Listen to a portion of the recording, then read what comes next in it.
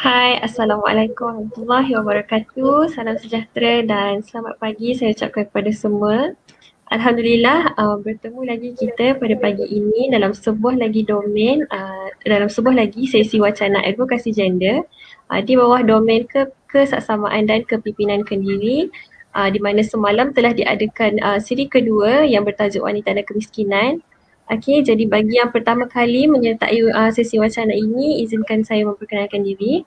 Nama saya Nurul Hidayah, Wakil PPWN Kelantan, selaku pengacara pada pagi ini. Anda sedang menyaksikan sesi wacana advokasi gender siri 3 yang bertajuk diskriminasi wanita dan pekerjaan. Jadi teruja saya ingin memperkenalkan penceramah kita pada hari ini, Dr. Wan Anidawati binti Awan Abdullah, seorang pensyarah juga merupakan orang Kelantan yang berkhidmat di Jabatan Pembangunan Manusia dan Pengajian Keluarga Fakulti Ekologi Manusia UPM. Assalamualaikum Doktor. Doktor Waalaikumsalam. Sihat, Alhamdulillah. Alhamdulillah. Terima kasih Doktor kerana sudi terima jemputan untuk berkongsi hari ini. Jadi baiklah tuan-tuan dan puan-puan semua, kita sekarang dah ada 7 mata yang sedang menonton. Terima kasih. Okay, seperti biasa jangan lupa tekan butang like dan share. Tag rakan-rakan anda yang lain, kongsikan kepada rakan-rakan anda yang lain kerana topik kita pada hari ini juga sangat bermanfaat, sangat menarik. Jadi rugilah kalau kita tak join untuk sama-sama kita tuntut ilmu bersama-sama. Jadi terus kekal setia sehingga akhir sesi kerana kita akan kongsikan borang maklum balas di ruangan komen untuk pemberian isi jen. Tuan-tuan dan puan-puan juga digalakkan untuk bertanya soalan sekiranya terdapat kemusykilan kerana kita akan ada sesi Q&A pada hujung sesi nanti. Okey, tanpa membuang masa, saya serahkan kepada Dr. Wan Anidawati untuk memulakan perkongsian. Dipersilakan Dr. Okay, bismillahirrahmanirrahim. Dengan nama Allah yang Maha Pemurah lagi Maha Penyayang, Maha Pengasih. Alhamdulillah, syukur kehadirat ilahi atas kesempatan Allah bagi pada kita pada pagi ni dapat kita sama-sama dalam sesi perkongsian pagi ni. Terima kasih Puan Hidayah selaku moderator kita pada pagi ni. Pertama sekali saya pun ingin merakamkan terima kasihlah kepada Pejabat Pembangunan Wanita Negeri Kelantan kerana sudi menjemput saya berkongsi sedikit sebanyaklah tentang tajuk diskriminasi wanita dan pekerjaan. Dan kepada puan-puan juga terima kasih. Ada tuan tak dalam sesi kita pada pagi ni? Okey, mungkin tuan-tuan dan puan-puan yang sudi untuk bersama-sama lah dalam sesi kita pada pagi ni. Semoga apa yang kita kongsikan pada pagi ni akan dapat menjadi input lah sedikit sebanyak lah kepada tuan-puan semualah. Okey, mungkin Hidayah boleh start sharing tu. Okey.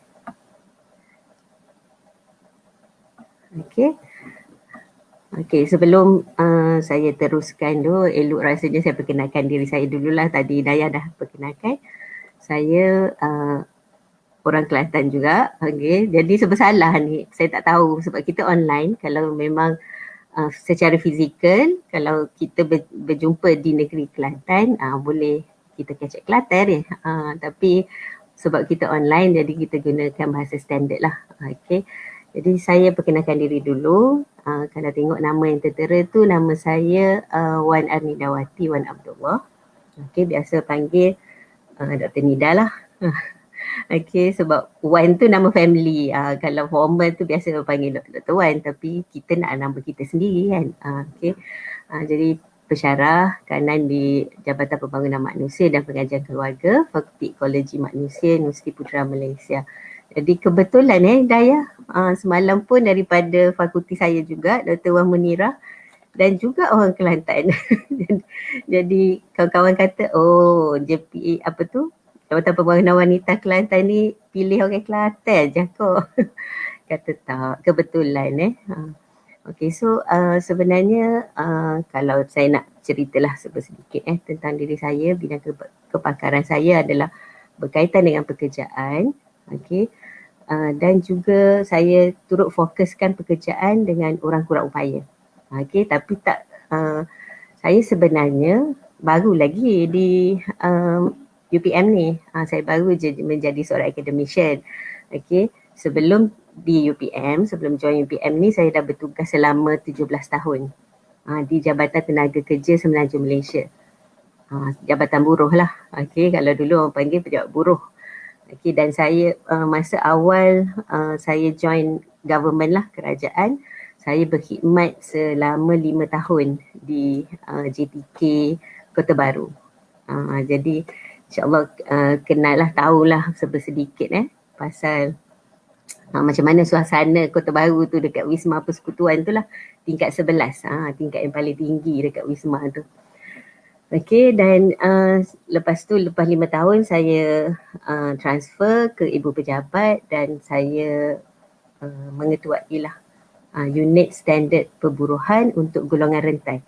Kalau kita kata golongan rentan ni vulnerable groups lah, termasuklah wanita, kanak-kanak, warga emas, OKU, bekas penagih dadah, bekas banduan, gelandangan, semua tu kita klasifikasikan sebagai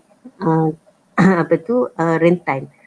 Okay, dan jadi mereka ni yang memerlukan human touch lah, sebab kita nak pastikan di Kementerian Sumber Manusia, di Jabatan Tenaga Kerja, kami nak pastikan penyertaan mereka dalam sektor ekonomi.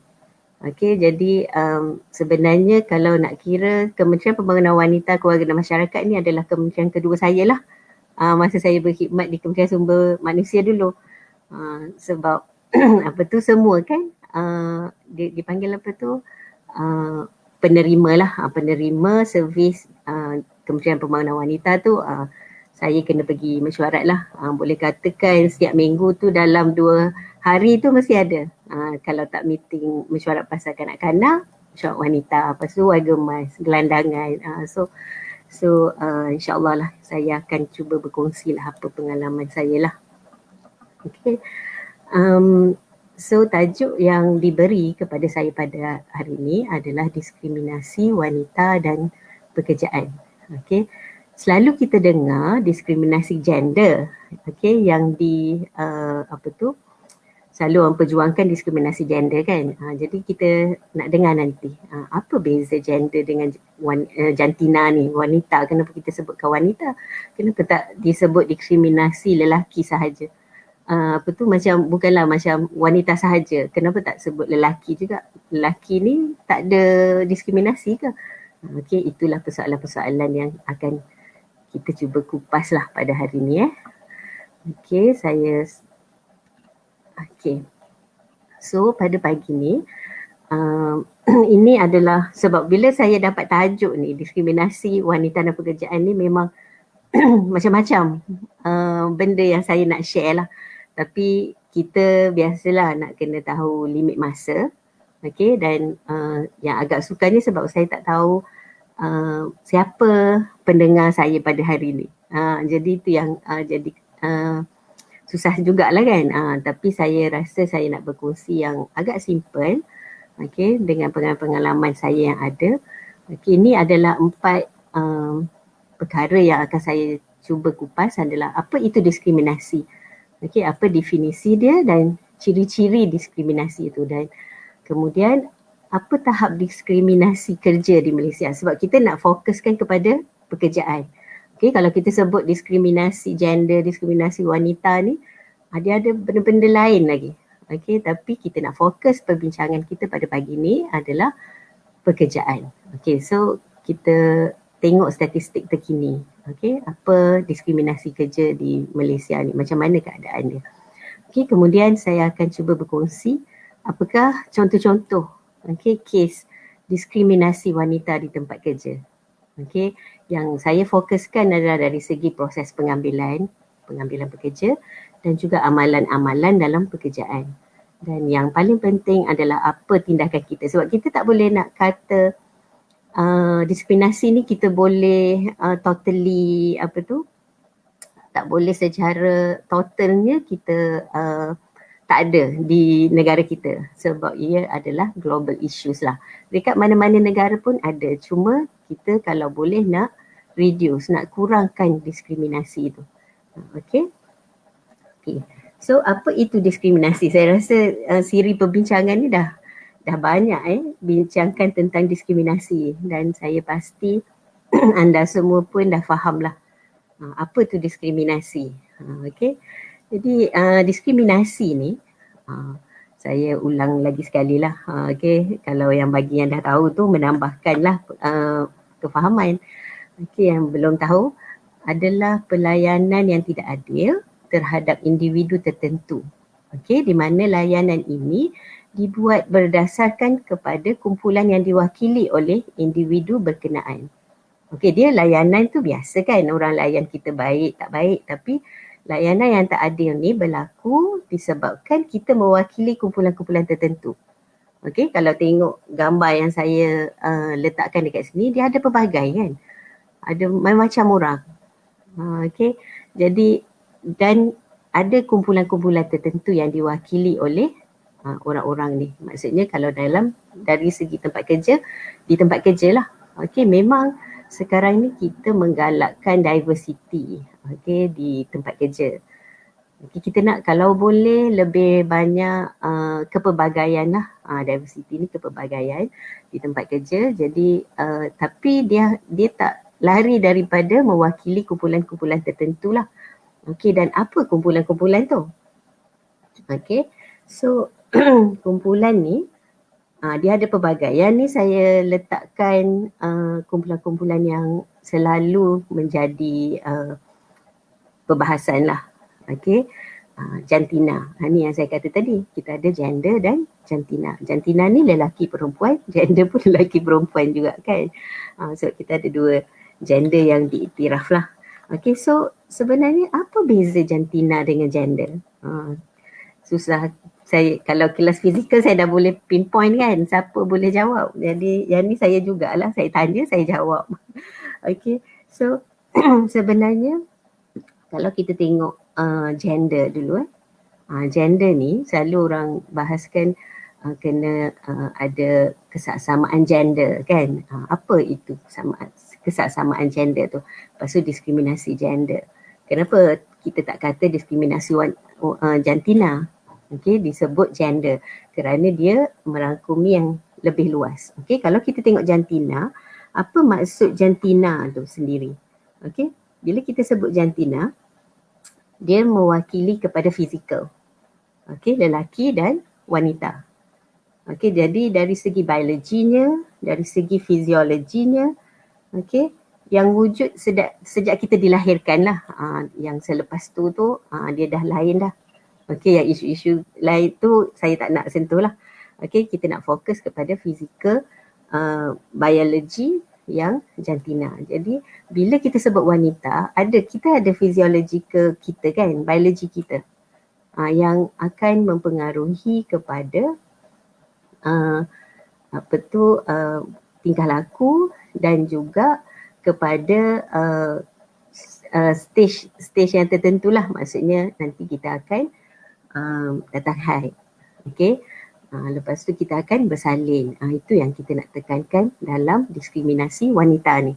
Okey, sebab bila kita sebut gender, tuan-puan tahu tak apa maksud gender tu? Gender ni dia agak luas di mana kita melihat kepada ciri-ciri lelaki dan wanita tu. Okey, kalau saya bagi contoh, gagah. Okey, selalu kita katakan lelaki lah gagah. Okey. Wanita lemah. Selalu kita kata macam tu. Okey, kalau dari segi kejayaannya, polis. Polis selalunya lelaki. Wanita jadi nurse, jururawat. Macam tu. Kalau lelaki berambut pendek, perempuan berambut panjang. Tapi kalau kita tukar ciri-ciri tadi kepada yang sebaliknya, boleh tak? Ada tak wanita jadi polis? Ada kan? Okey, ada tak wanita yang gagah? Ada. Okey, ada tak lelaki yang berambut panjang? Ada. Okey, so kalau kita tengok gender ni, dia melihat kepada peranan, okey, pekerjaan, tingkah laku, aktiviti, sifat-sifat yang dikaitkan kepada lelaki dan wanita tu. Jadi dia agak luas lah. Tapi kita nak fokus hari ni adalah lebih kepada jantina. So kita nak tengok wanita tu secara biologinya. Itu yang kita tak nak sebenarnya.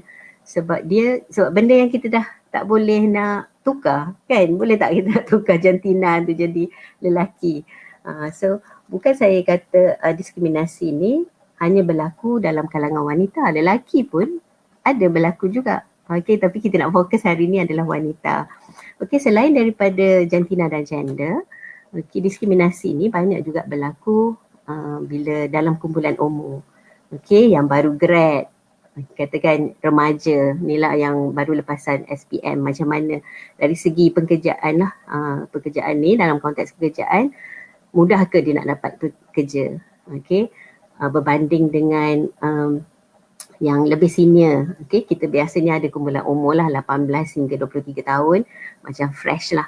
Okey, lepas tu yang agak berpengalaman kerja 25 hingga 30, lepas tu yang lagi senior 40 ke atas kan.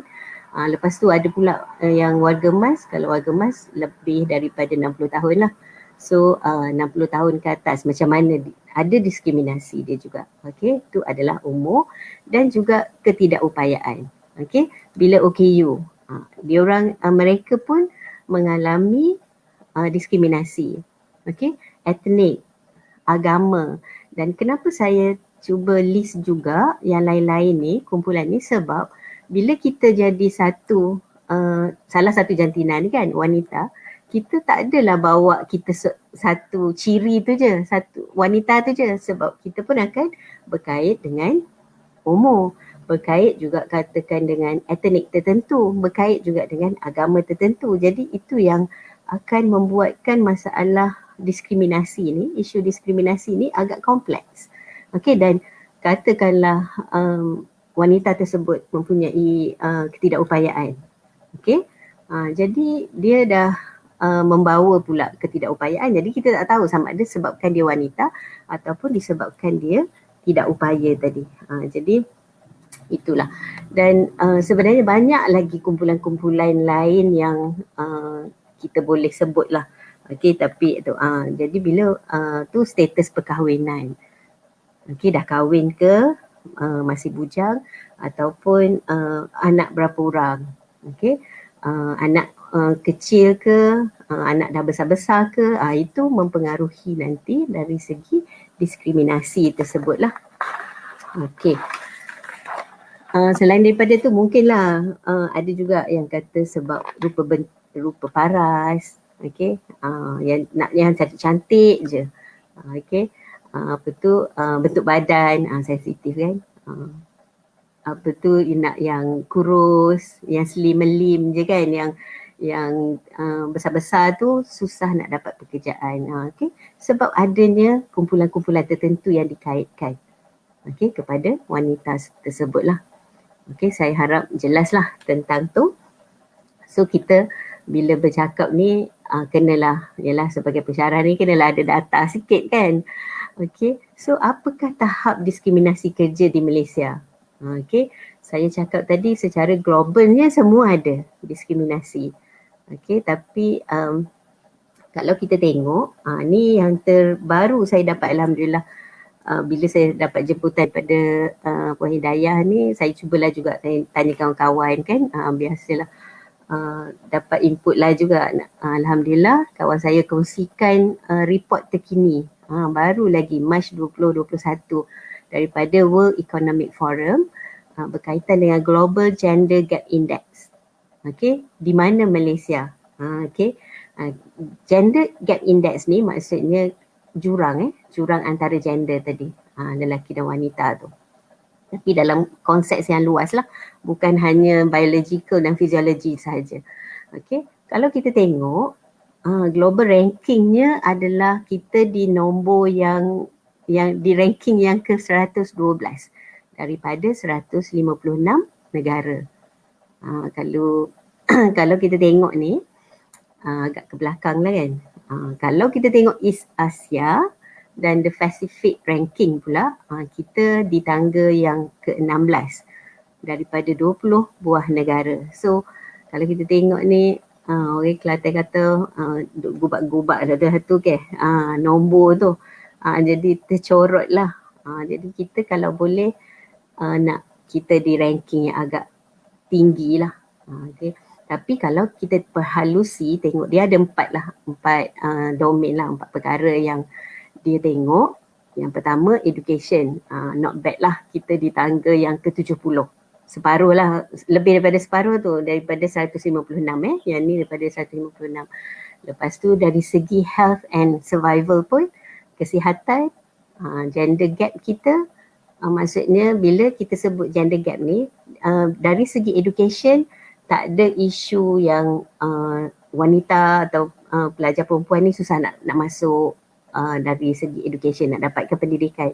Okey, sama juga perkhidmatan health ni, kesihatan. So lebih kurang sama, 70 dan 74 ranking kita. Tapi yang agak ke belakang yang adalah economic participation lah. Itu yang kita nak bincang pada pagi ni. Okey, dari segi economic participation, okey, penyertaan wanita dalam sektor ekonomi, peluang untuk menyertai itu, kita di ranking yang ke-104. Okey, dan yang 128 tu memanglah political empowerment lah. Kan? Okey, dari kita kata yang melibatkan diri, wanita yang melibatkan diri dalam politik masih agak kurang. Okey, walaupun kita nampak perkembangan dah ramai dah kan, kita ada menteri, timbalan menteri, senator yang dalam politik lah, maksudnya dah banyak wanita, dah ramai wanita yang ke depan, tapi masih lagi berbanding dengan negara lain kita agak ke belakang lah.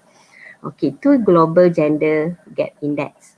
Okey, kalau kita tengok ni adalah hasil-hasil statistik lah, data dan statistik kita dapat daripada World Women AIDS Organization.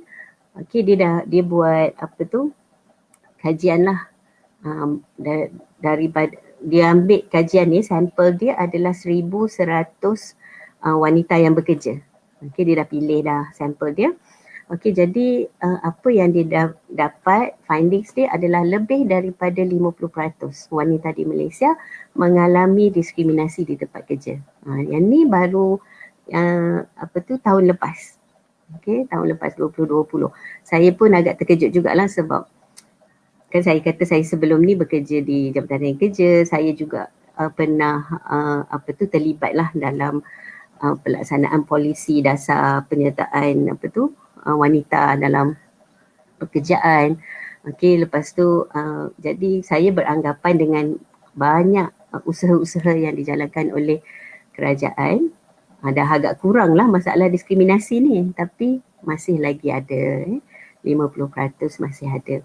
Itu daripada hasil kajian lah. Dan kalau kita tengok Jabatan Perangkaan Malaysia, berapa ramai wanita yang menyertai dalam sektor ekonomi ni adalah 53.8%. Tuan-puan tahu tak, sebenarnya negara kita ada sasaran lah. Okay. Kita ada sasaran kadar penyertaan wanita dalam pekerjaan 55%. Jadi sikit lagi nak capai tu. Tapi kalau kita tengok sebenarnya dah agak meningkat lah berbanding dengan sebelum-sebelum ni. Okay, kalau kita tengok sebelum ni 10 tahun lepas 40 lebih lah, 46% macam tu, dah peningkatan tu ada.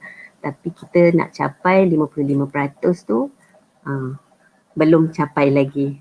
Okay.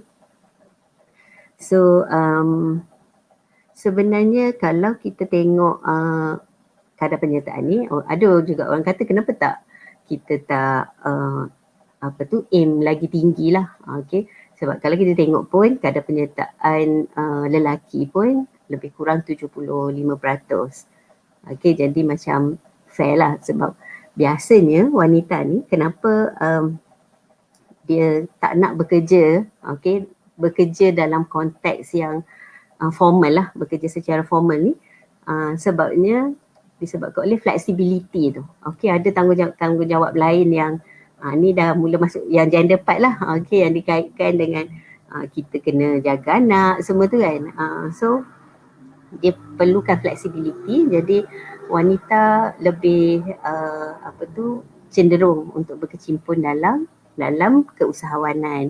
Okey, kalau kita tengok ramai sangat dah ada, kita ada jutawan kosmetik kan, jutawan usahawan yang berjaya dari segi pakaian wanita, tudung, jual tudung pun berjaya kan, jual makanan. Kalau tengok ni iklan murah lah, iklan saya bagilah ni, Mama Sap macam mana dia jadikan perniagaan kek biskut tu kan sebagai makanan harian. Macam hari-hari kita boleh, kalau dulu kek tu masa hari jadi atau hari raya je kan, tapi macam mana dia boleh tu ni makanan. Jadi wanita lebih cenderung kepada pekerjaan-pekerjaan yang itulah keusahawanan, perniagaan.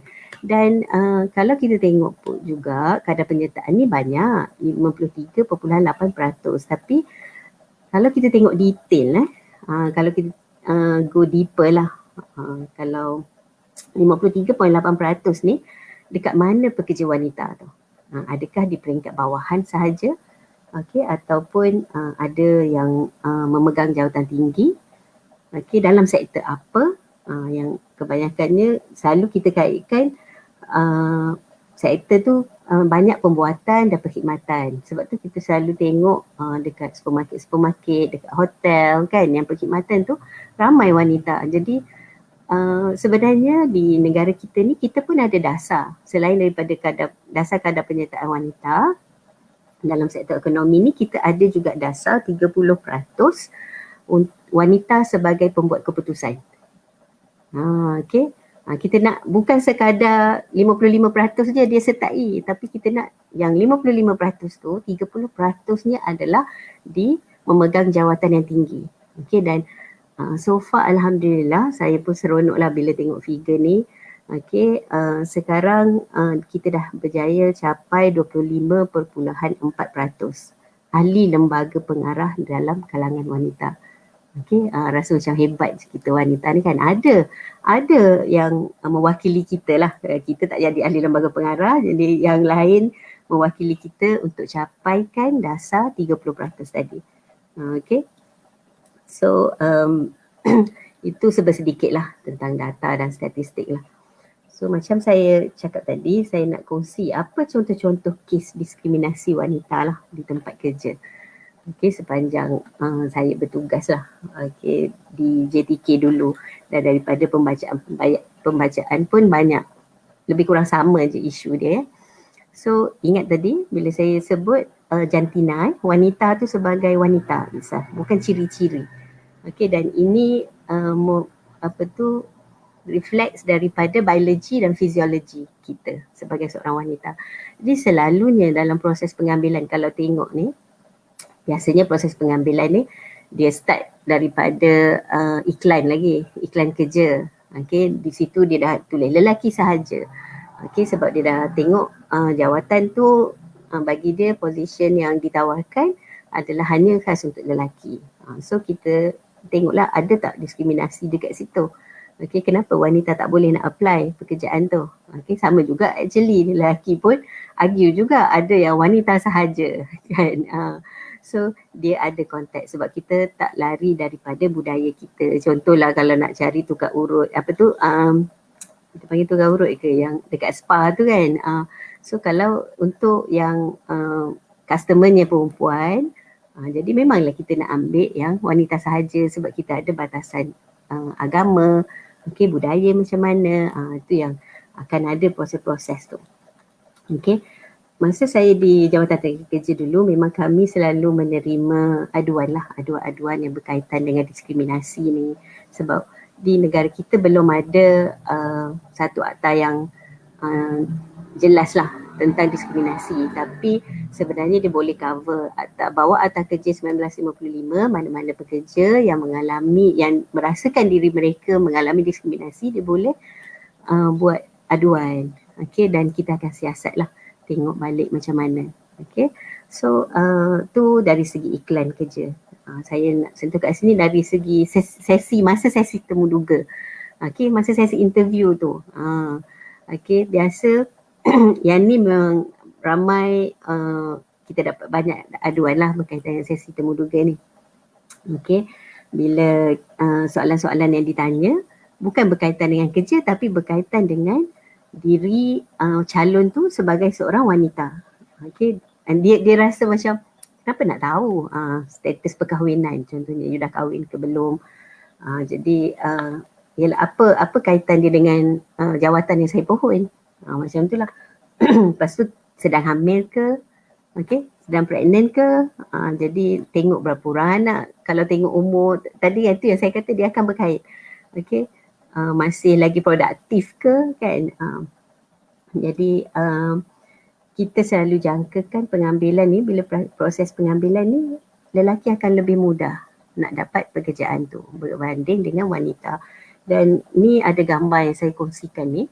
Okey, dikatakan bila dibuat kajian ke atas 222 responden, 40% daripada mereka yang diajukan soalan sama ada sedang hamil atau merancang untuk hamil masa temuduga. Okey. Okey, direct soalan tu kan, you hamil ke? Okey, you pregnant ke? Ataupun ada perancangan tak nak pregnant dalam 2-3 tahun ni? Jadi kalau kita macam dah agak lah kalau kita jawab ya, mesti tak dapatnya lah kerja tu. Kan sebab soalan macam tu ditanya. Okey, dia akan mempengaruhi lah keputusan temuduga tu. Okey, dan lebih 40% wanita mengalami diskriminasi pekerjaan semasa mengandung tu, semasa bekerja lah. Okey. Dan lagi 20% permohonan kerja dibatalkan atau ditolak atau tawaran ditarik balik selepas tahu kehamilan. Okey, ni lagi teruk lah kan, dah bagi offer kerja, lepas tu dah tahu hamil. Okey, dah tahu pregnant, tarik balik. So ada isu-isu dekat situ yang boleh kita perhalusi lah menggunakan Akta Kerja 1955 tu. Okey, dan 30% bagi tahu yang mereka terpaksa tangguhkan kehamilan kerana bimbang diskriminasi kerja. Okey, sebab diorang tu, so diorang tak nak lagi beranak lah. Bahasa kasar ni kan, tak nak hamil lagi. Kena tangguhkan kehamilan tu sebab diorang nak career dulu. Dan 1 daripada 8 wanita membuat aduan rasmi kerana hilang kerja atau kenaikan pangkat disekat akibat hamil. Ni maksudnya dari segi kenaikan pangkat, dari segi pemberhentian kerja, okey, berlaku. Jadi dia buat aduan. Okey, banyak tu, 1 daripada 8 kan. Tu dari segi sesi temuduga dan kehamilan tu. Okey, dan ada juga yang bila wanita Muslim ni selalunya ni lah saya nak cuba kaitkan dengan isu dengan ciri-ciri lain tu. Dia bertudung. Okey, masa sesi temuduga tu tengok bertudung dah reject. Okey, dari segi pemakaian. Okey, banyak isu-isu yang kita terima dalam aduan kita. Mungkin tuan-puan pun pernah tahulah tentang ni, isu bertudung, isu yang kena pakai tangan pendek kan, untuk pekerjaan-pekerjaan tertentu. Jadi itu salah satulah masalah diskriminasi dalam proses pengambilan jugalah. Okey, dan saya nak berkongsi lah, memang masa ni dalam government lah. Okey, saya juga pernah ceritakan lah kawan-kawan kita kan bercerita yang masa sesi dia sebagai penemuduga. Okey, dia sebagai penemuduga. Jadi dia kata masa sesi penerangan macam mana nak interview staf-staf baru ni, okey,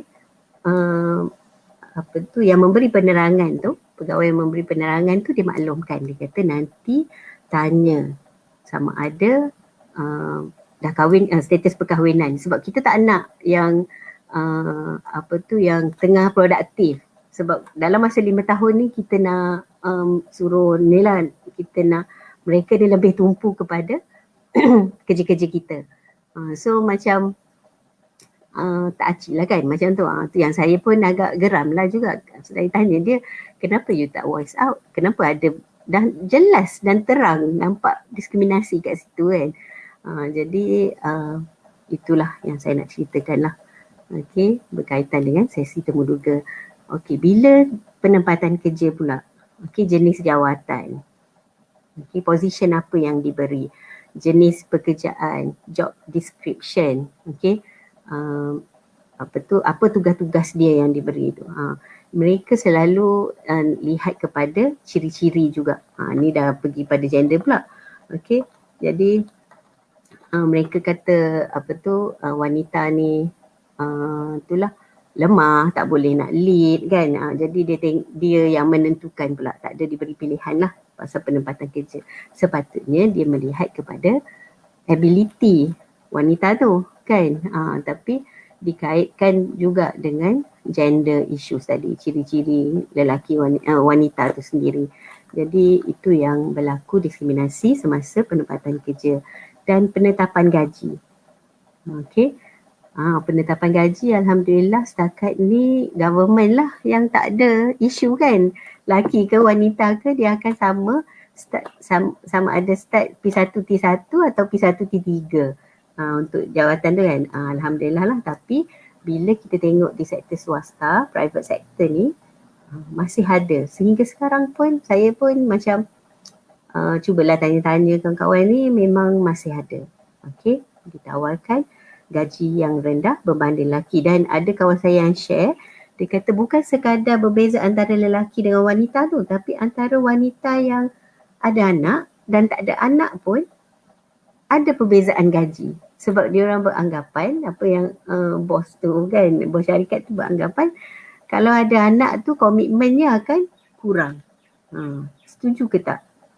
Kita rasa kita yang anak ramai ni memang rasa nak marah lah juga kan. Kenapa dipertikaikan dengan keupayaan kita menjalankan tugas tu dengan adanya anak tu. Okay. Tapi ada yang berlaku macam ni. So kalau tuan-puan mana-mana yang ada isu-isu ni boleh buat aduan juga. Okay. Dan amalan tadi dalam proses pengambilan lah.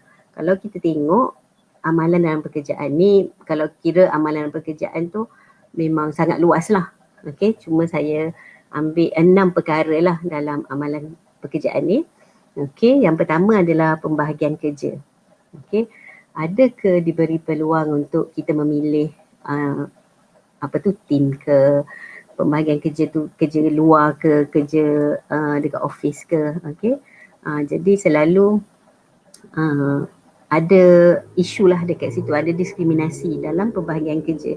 Okey, saya terfikir tahu bila kita tengoklah macam PA PA personal assistant PA kepada bos kan, selalu wanita kan, wanita. Tapi sekarang ni dah ada PA lelaki.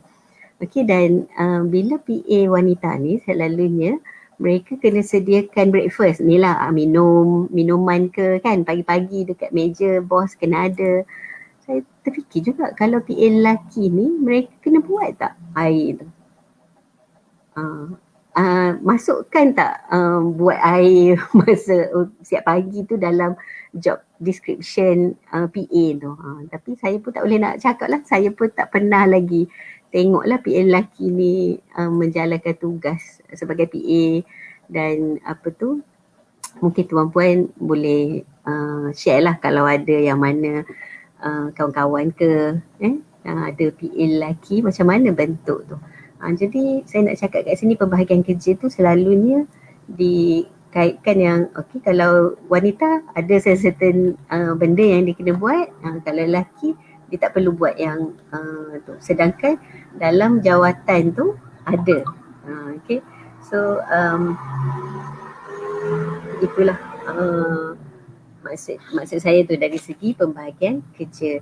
Kalau kita tengok penilaian prestasi, setiap tahun kita ada penilaian prestasi kan, dan expectation majikan tu.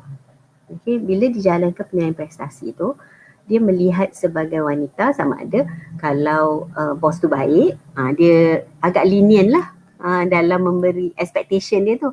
Okay, tapi kalau yang bos tu dia rasa macam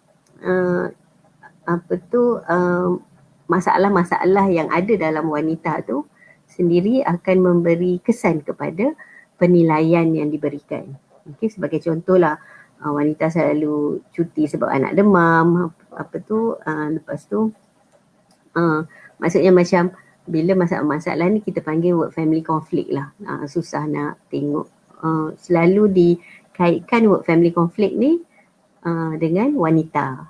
Okey, jadi dia akan memberi kesan kepada pemakahan masa penilaian prestasi. Sepatutnya penilaian prestasi ni dijalankan ke atas performance lah kan, kepada prestasi pekerjaan individu pekerja tu.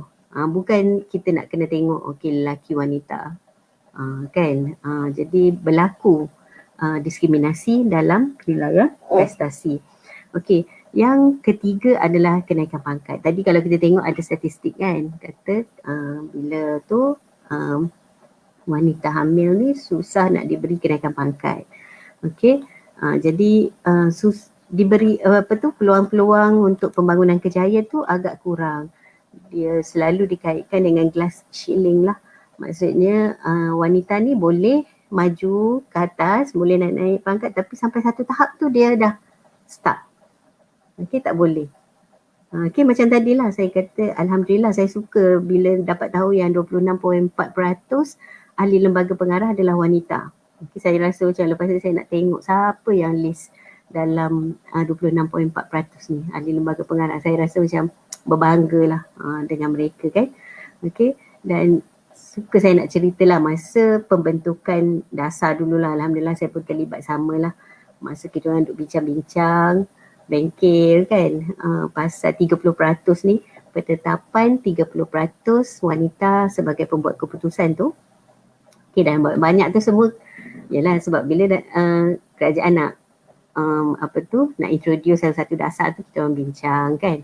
Jadi masa perbincangan tu disebabkan oleh suara-suara yang agak lantang lah tentang 30% ni.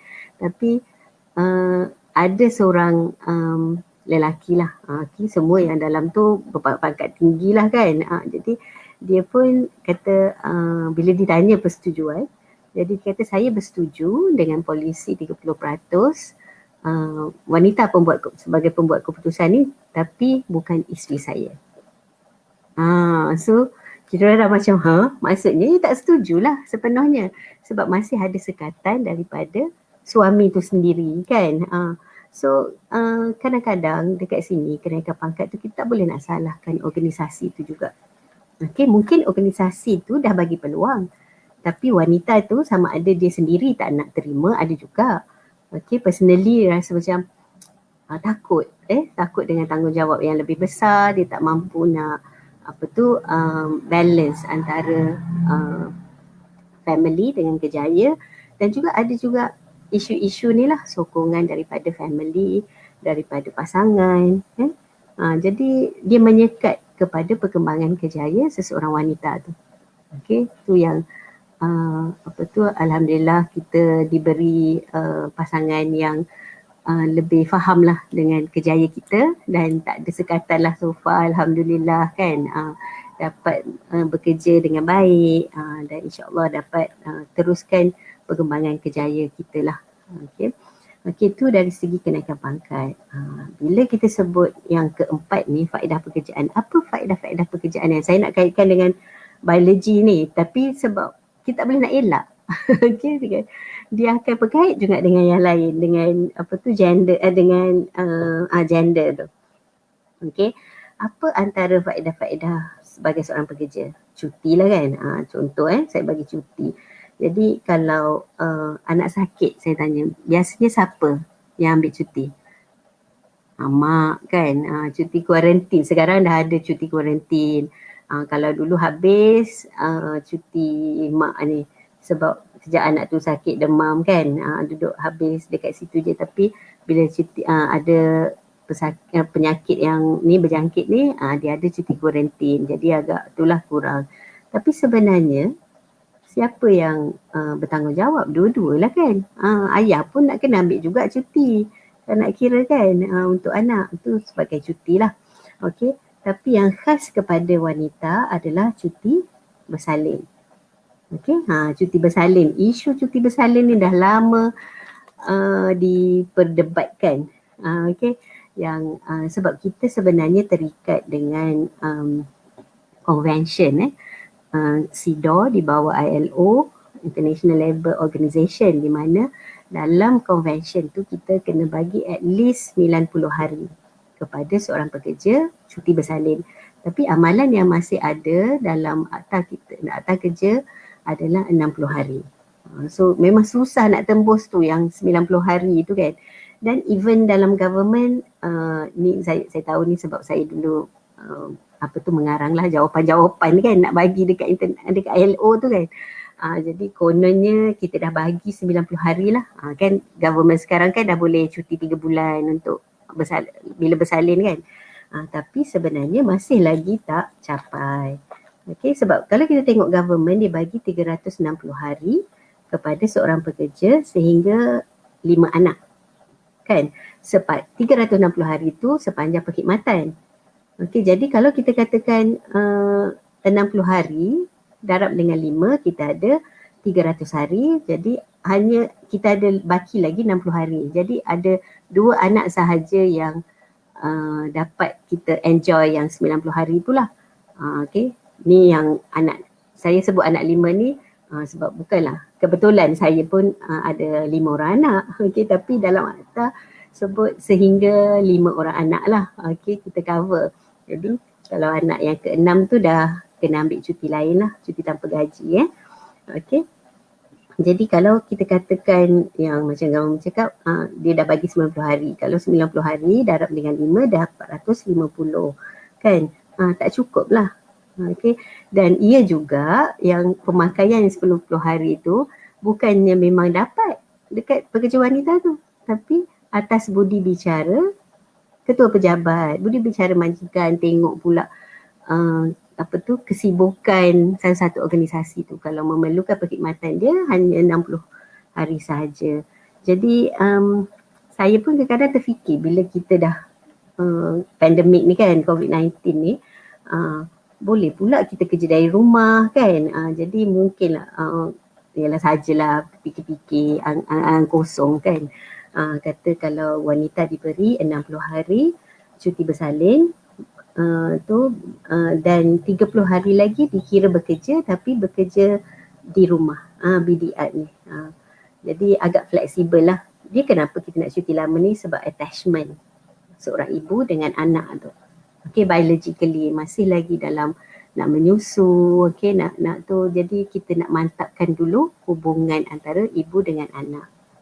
Jadi kalau saya boleh share, sebenarnya kalau dulu-dulu dalam akta pekerjaan ni pasal isu bersalin ni, masa yang awal-awal saya kerja dulu, akta kerja 1955 ni hanya terpakai kepada mereka yang bergaji 1,500 ke bawah. 1,500 dan ke bawah. Okey, jadi maksudnya apa-apa yang dekat situ, cuti bersalin pun masa tu hanya terpakai kepada mereka yang dalam range ni je lah. Jadi masa tu mana-mana wanita yang mempunyai gaji lebih daripada 1,500, mereka sebenarnya tak layak kepada faedah cuti bersalin. Okey, bergantung kepada syarikat mereka.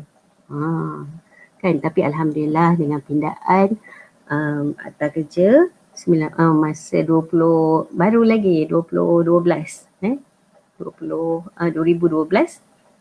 kita dah luaskan pemakaian tu kepada semua, saya tak ingat pula yang ni, yang 2012 tu gangguan seksual, tapi saya tak ingat pula yang pemakaian ni, sorry. Bila kita buat pindaan tu terpakai kepada semua wanita, tak kira gaji 20,000 ke, jadi mereka layak kepada cuti bersalin. Okay. Dan bila kita sebut tentang cuti paternity, okay, cuti paternity ni cuti untuk suami lah. Okay. Kenapa saya nak sebut juga cuti paternity ni yang kita fight lah. Okay. Sebab dia sebenarnya memberi faedah kepada wanita tu juga. Yalah kan, baru je bersalin, kalau tak ada cuti paternity, siapa yang nak uruskan semua tu lah, nak bawa balik hospital. Kebanyakan syarikat-syarikat kecil, sebab kalau syarikat besar tu diorang dah ada sistem yang cantik lah kan, yang structured. Okay, tapi syarikat kecil mereka tak ada cuti paternity. Jadi hari ni isteri dia bersalin, lepas tu dia kena cuti, ambil cuti tahunan lah untuk bawa isteri dia balik daripada hospital semua tu kan, urusan-urusan apa. So adalah sebenarnya untuk bantu pekerja wanita tu juga masa awal proses bersalin tu.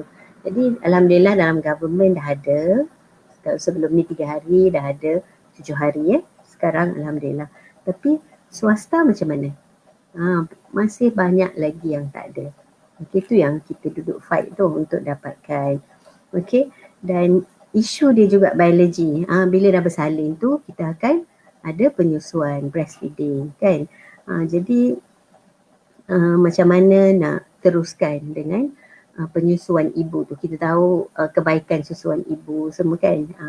Jadi bila dah mula masuk kerja, kita fahamlah dah 3 bulan kita mesti dah nak kena kerja kan. Jadi diberi kelonggaran, maksudnya kefahaman lah ni, kefahaman kepada organisasi ni. Bila Alhamdulillah ibu-ibu muda sekarang dah ada awareness tu lah kan pasal kebaikan susu ibu ni, mereka nak pump susu. Tapi ada lagi bos-bos yang macam macam tak merestui lah, kita kata pergi mana, pergi pump susu, jadi setiap berapa jam, jadi ini memerlukan kefahaman lah dari peringkat sesebuah organisasi tu, dan kita tak nak ini berlaku diskriminasi lah disebabkan selalu pump susu nanti penilaian prestasi diberi rendah kan. Sebab saya pernah Alhamdulillah terlibat lah pergi ke Manila, Filipina, masa tu mewakili Malaysia lah dalam breastfeeding forum. Saya rasa macam wow, untuk penyusuan ibu pun ada forum peringkat ASEAN. Okay.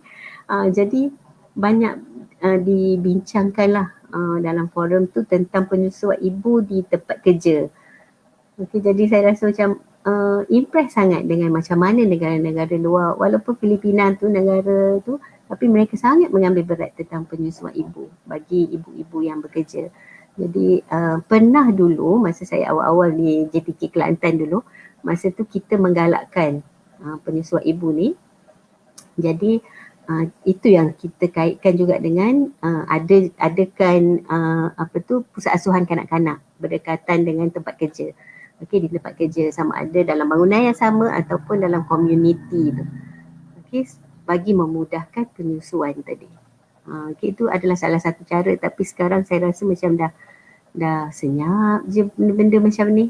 Saya pun tak pastilah, tak boleh nak komen sama juga yang pusat asuhan kanak-kanak pun adalah antara faedah pekerja lah. Kalau saya tengok dekat Putrajaya, Alhamdulillah dah banyak dah pusat asuhan kanak-kanak di tempat kerja. Okey, yang ialah dekat satu pasal D, pasal C dah ada setiap satu tu, tapi berebut lah. Okey, tapi Alhamdulillah dah ada at least kan. Okey, saya kena laju, dah tengok 10.50. Asalnya cakap dengan Hidayah tak nak cakap banyak-banyak, tapi bila dah cakap ni tak boleh berhenti pula kan. Okey, yang kelima adalah gangguan seksual. Ini adalah masalah yang selalu dikaitkan dengan wanita. Sebenarnya masalah gangguan seksual ni siapa-siapa pun terdedah. Okey, saya nak share sikit lah sebelum ni. Okey, saya pernah juga bagi inilah pendedahan lah yang gangguan seksual ni merentasi gender dan status, tak kira wanita je, lelaki pun alami dia. Jadi kalau nak tahu lebih lanjut tu bacalah Kereta Akhbar tu nanti Okey, sebabnya kenapa saya kata macam tu, sebab gangguan seksual ni adalah satu penyakit sosial dalam masyarakat kerja lah. Dia tak boleh nak kawal perasaan, jadi dia akan mengganggu secara seksual. Dan wanita selalu dikaitkan sebab tadilah dikatakan lemah, lepas tu tengok kepada kecantikan dia, kelembutan dia, tapi semua tu adalah subjektif kan. Ada orang tengok, wah cantik lah, soal lagi kata tak cantik pun. Jadi kita boleh nak jangka bila perkara ni akan berlaku lah. So bila gangguan seksual berlaku, mangsa tu akan fikir nak report ke tak ke, sebab dia fikir pasal kejayaan dia. Kalau report nanti kan dia kena berhenti, kalau tu malu pun dia, trauma pun ada juga kan. Jadi sebagai seorang wanita kita kena faham apa itu gangguan seksual, dan juga kita kena faham hak-hak kita, dan kita juga cuba jadi avoid lah, jangan kita pula yang jadi pengganggu. Wanita ramai juga yang jadi pengganggu, jangan kata tak ada kan. Sebenarnya benda-benda macam ni, macam mana kita nak banteras adalah kena ada satu polisi di syarikat tu, organisasi tu, yang jelas berkaitan dengan gangguan seksual. Jadi barulah orang takut sikit kan. Kalau syarikat-syarikat besar, saya dah tanya beberapa orang kawan saya, memang dah ada polisi yang jelas. Okay, sebelum ni kita galakkan majikan-majikan semua, dan sekarang alhamdulillah bahawa tadi saya sebutkan ada pindaan 2012 dah masukkan isu gangguan seksual dalam akta kerja. Jadi mana-mana mangsa yang rasakan mereka ni terganggu, nanti kena tak tahulah apa gangguan seksual ni. Dia sama ada secara lisan, bukan kata pegang-pegang sentuh tu dah secara fizikal, tapi yang cakap-cakap kan, tu banyak kes yang berlaku tu. Tapi selagi kita tak terganggu, dia tak jadi gangguan seksual lah. Tapi kalau dah biasanya kerap, kita akan rasa terganggu, boleh adukan tu.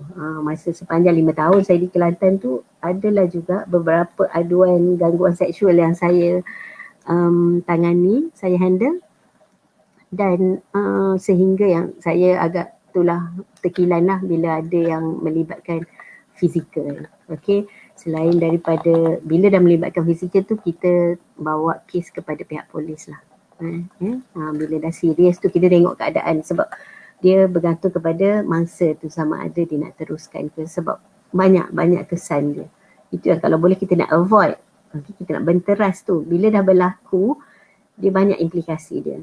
Orang selalu katakan perempuan tu yang gatal, kan, cakap. Lepas tu ada yang bercerai disebabkan oleh gangguan seksual ni. Okay, tu yang kalau boleh kita nak benteras. Adakah polisi di syarikat menyatakan yang kita sangat stern, sangat tegas dalam isu gangguan seksual. Kalau ada siapa-siapa yang buat, akan dikenakan tindakan. Okey, dan yang last adalah pemberhentian kerja. Pemberhentian kerja ni wanita juga dikaitkan dari segi diskriminasinya, mereka lah yang akan diberhentikan dulu berbanding lelaki. Okey, dari bila kita dah pandemik ni macam-macam kan, banyak syarikat dah tutup semua tu, dan mereka lebih mendahulukan lah wanita. Okey, sebab kenapa mereka ni syarikat ni selalu kekalkan lelaki ni, sebab mereka satu menganggap inilah kita punya tu kan, belas kasihan lah, selalu menganggap lelaki ni sebagai breadwinner lah, sebagai tunjang utama pendapatan untuk keluarga. Okay, jadi mereka kena kerja. Yang wanita ni kalau husband dia kerja, at least ada lagi pendapatan kan. Tapi kalau lelaki ni sebagai utama tu, jadi dia masih dahulukan wanita dalam pemberhentian kerja. Sama juga. Tapi kalau katakan wanita tu ibu tunggal, kan, status perkahwinan tu kan. Jadi bolehkah kita buat yang sama? Ni yang ada, kita nak kaitkan dengan diskriminasi tadilah. Okay. So tu adalah amalan yang kes-kes lah, contoh-contoh yang berlaku diskriminasi ni. So bila kita dah tahu tentang kes-kes yang berlaku, so apa yang kita lah, sebab kita tengok sesuatu tu, apa tindakan kita, sebab kita tak boleh nak ubah yang dekat luar kita tu. Okay, bila ada berlaku diskriminasi, memang macam saya cakap tadi, dah isu ni dah lama, susah, tak boleh tu kan. Tapi kita sebagai diri kita, wanita ni, apa yang kita boleh buat untuk benteras berlakunya diskriminasi ni, dan kalau ada pun macam mana kita nak tangani. Okay, yang pertama saya nak share kat sini adalah kita jadikan kelemahan-kelemahan yang orang selalu kaitkan ciri-ciri kelemahan tadi kan dengan wanita tu, jadikan sebagai satu kekuatan kita. Okay, kita lihat dari sudut positif lah. Dia dah masuk gender lah juga. Okay, contoh selalu wanita dikaitkan sangat beremosi kan. Jadi kita kata dengan emosi yang kita ada tu lah, kita lebih memahami pekerja kita. Okay, rakan-rakan sekerja, bos dah tahu dah kan, okay bos masuk hari ni macam mana, sebab kita kan penuh emosi kan. Lepas tu dengan emosi tu lah kita ada serius, okay, untuk kita bekerja. Okay, bagi tumpuan, okay, apa lagi ciri, lemah lembut. Okay, jadi kita bila dengan lemah lembut tu, kita akan lebih sopan, komunikasi kita yang lebih baik dengan rakan sekerja kan. Lepas tu sama ada kita selalu dikaitkan kita cerewet kan. Kalau bos wanita ni orang kata tak nak sebab dia cerewet. Jadi kalau kita cerewet tu maksudnya kita jadikan positif, kita seorang yang lebih teliti. Okay. Tu adalah yang kita boleh buat. Okay, sebagai seorang wanita. Yang kedua adalah faham situasi. Okay. Kita kena faham situasi tu sama ada ni adakah diskriminasi. Okay, kita kena tengok. Jadi bila kita dah faham tu, macam mana kita nak tu faham, pergi dengar sesi penerangan. Ni baguslah, Alhamdulillah. Jabatan Pembinaan Wanita dah adakan sesi penerangan macam ni kan. Kita faham. Okay, oh ni dah jelas dah ada diskriminasi. Okay, so dan dari segi masyarakatnya, macam mana you boleh menjalankan, letakkan polisi yang jelas, okay, dekat satu syarikat tu. Okay, dan yang ketiga adalah kita kena tahu hak kita. Okay, bila kita dah faham situasi, kita tahu hak kita dan jangan kita mudah mengalah. Okay, kita kena lapor dan berjuang untuk kita dapatkan hak kita balik. Okay, sikit je lagi, last slide Dayah. Okay, kesimpulan yang saya boleh katakan dekat sini. Okay, kalau kita tengok realiti masa kini, diskriminasi wanita di tempat kerja ni, okay, dah walaupun dah ada perkembangan yang baik lah, yang positif berkaitan dengan diskriminasi ni, tapi masalah ni masih ada. Okay, kalau kita tengok perkembangan keadaan penyertaan pun, kalau tengok 2010 46%, sekarang dah 55% kan. Alhamdulillah dah agak tinggi, tapi masih ada lagi wanita-wanita yang suka nak tembusi penyertaan tadi. Okay, dan Alhamdulillah juga company-company besar dah ada polisi non-discrimination. Okay, so dia agak tegas lah daripada isu-isu non-diskriminasi ni, discrimination. Dia ada polisi yang jelas lah berkaitan dengan non-discrimination. Dan banyak juga peluang-peluang telah diberikan sama rata. Okay, dan apa yang dilihat dalam diri seseorang wanita tu adalah keupayaan dia, ability dia. Okay, tapi kita kalau boleh nak reduce lagi masalah diskriminasi ni. Okay, dan yang keduanya adalah keupayaan diri. Sebab tadi saya kata realitinya orang dah mula tengok keupayaan seseorang individu wanita tu. Jadi tugas kita adalah untuk meningkatkan keupayaan diri kita lah. Okay, kenapa kita kalau orang kata kenapa tak boleh naikkan pangkat, kita boleh argue, okay, I lagi perform daripada berbanding pekerja lain. Okay, so tunjukkan keupayaan diri. Okay, jangan cuba mengalah. Okay, macam lagu apa tu, aku insan yang lemah tu kan. Saya tak nak nyanyi, hanya mampu berserah kan. Kita tak nak yang macam tu. Okay, so kita tingkatkan keupayaan diri dan kita kena berani ambil peluang tu. Kita nak satu hari nanti kitalah antara yang dalam 30% pembuat keputusan tu. Dah ramai dah actually yang itu sebab dia tengok CEO. Tapi kalau kita tengok ketua pengarah, okay, KSU, ni yang government lah. Okay, pengarah-pengarah, jabatan, dah ramai dah, Alhamdulillah. Rakan-rakan wanita saya di luar sana dah mula tunjukkan keupayaan diri masing-masing. Dan yang ketiga yang saya nak simpulkan adalah persepsi masyarakat. Okay, diskriminasi di tempat kerja, walaupun kita nak sentuh tempat kerja je, tapi dia akan berkait dengan masyarakat sekeliling. Kita tak boleh nak elak. Okay, dan masyarakat ni adalah sama ada pasangan kita, ibu bapa kita dan jiran-jiran kita kan. Jadi adakah mereka melihat kita sebagai seorang yang yang wanita dengan ciri-ciri lemah tadilah. Okay, so contohlah kalau suami jemur kain kan. Okay, ni dalam konteks rumah tangga lah. Suami jemur kain kan, nanti jiran kata, wah ni suami kena kontrol. Itu jadinya tugas-tugas rumah tu dikatakan semua wanita yang kena buat. Sedangkan dalam institusi kekeluargaan, institusi perkahwinan, kita kena sama-sama jalankan tanggungjawab tu kan. Barulah kita dapat sama rata lah peluang-peluang tu.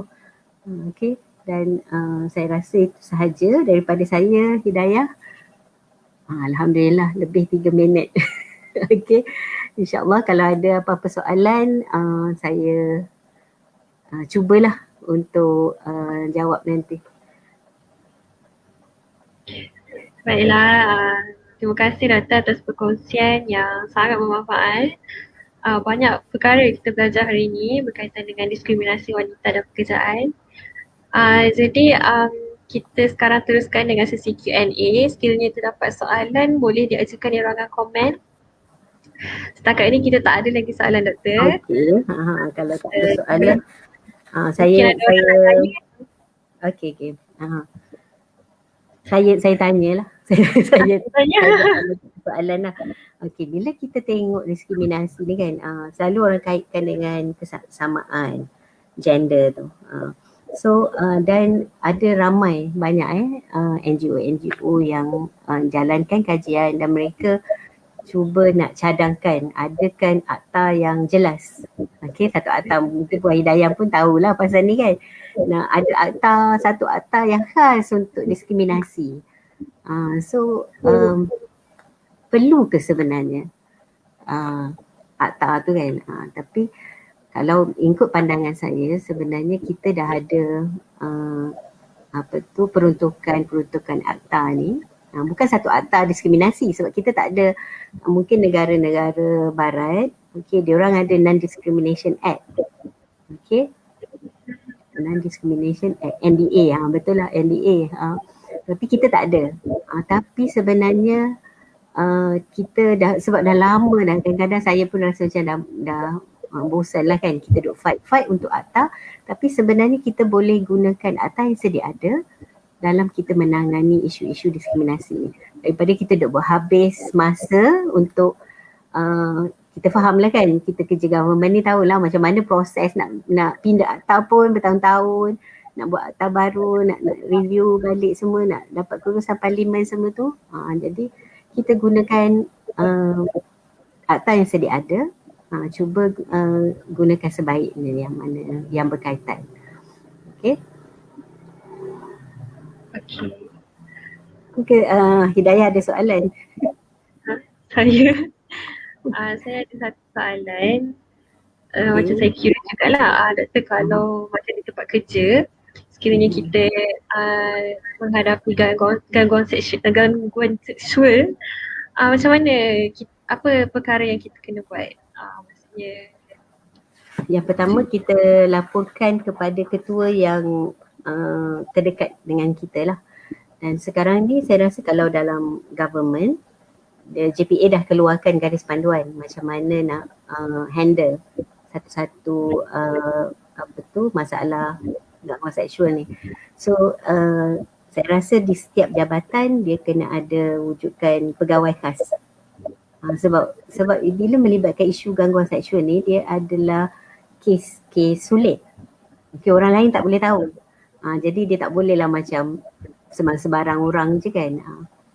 Dan apa yang saya nak pesan kepada mangsa lah, sekiranya anda sebagai seorang mangsa, catat apa sahaja yang boleh dibuktikan untuk dijadikan bahan bukti.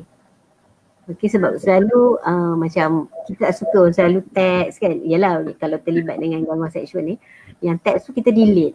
Jangan. Lepas tu katakan yang fizikal ke, kita buatlah dekat diary sikit. 10 hari bulan 5 apa yang berlaku, buat diary sikit. Sebab bahan-bahan ni lah yang siapa yang ada. Sebab kes gangguan seksual susah nak dapat saksi. Selalu itu yang kita kan tu bila di mahkamah agak susah.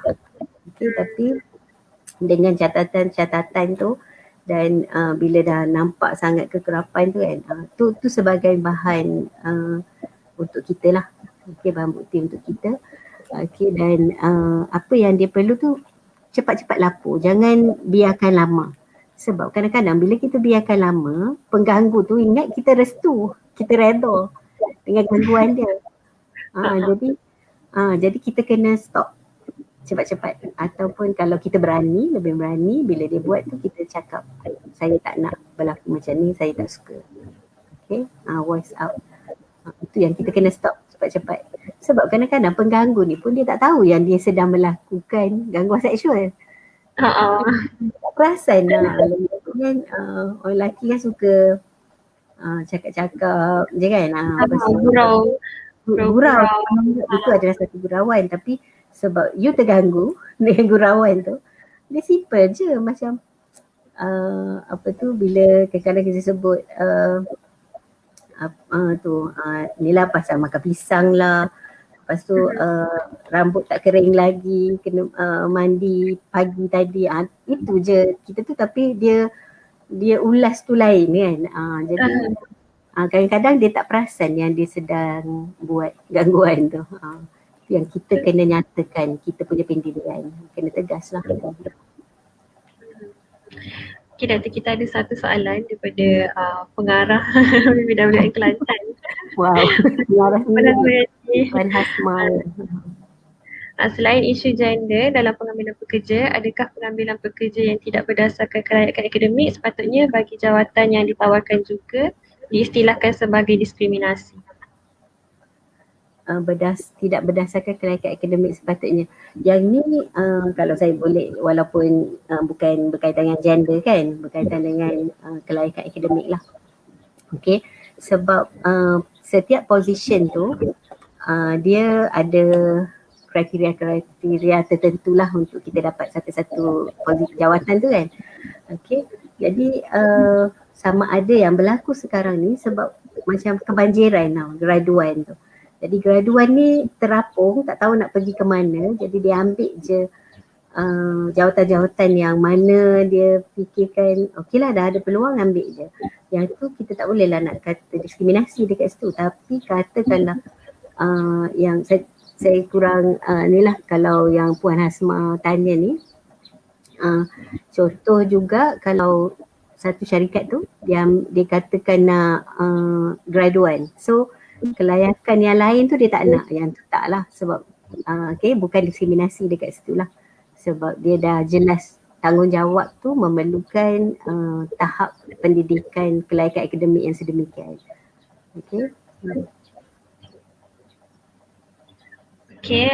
Siapa lagi ada soalan boleh kemukakan di ruangan komen.